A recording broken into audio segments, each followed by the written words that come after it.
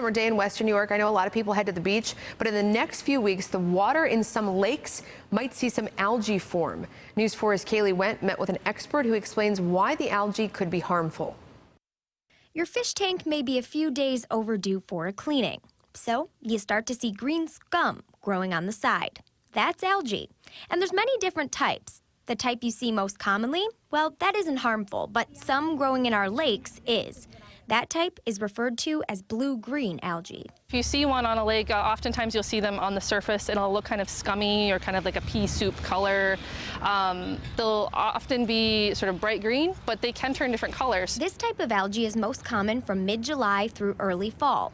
Part of the reason for that is warm lake waters. So there's a couple of factors that contribute. So nutrients, temperature, light, and the how much the water is mixing. When all of those factors combine, the result can be toxic.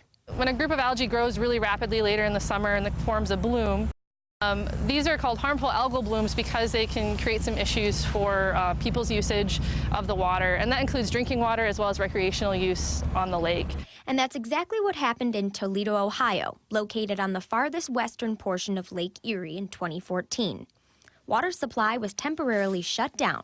That, however, is unlikely to happen in Buffalo because of the depth of the lake here. When you move across the basin from west to east, it gets deeper.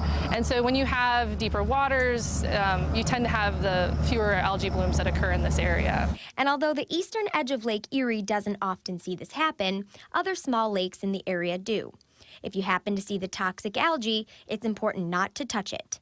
The most common thing that'll happen if you touch water that has the toxins in it is that you'll have a rash on your skin, which is uncomfortable but not typically life-threatening. And the effects can be felt in pets and livestock too, especially after taking a dip in affected water.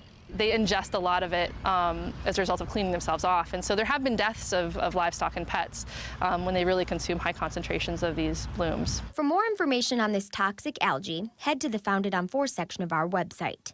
In Dunkirk, Kaylee Went, News 4.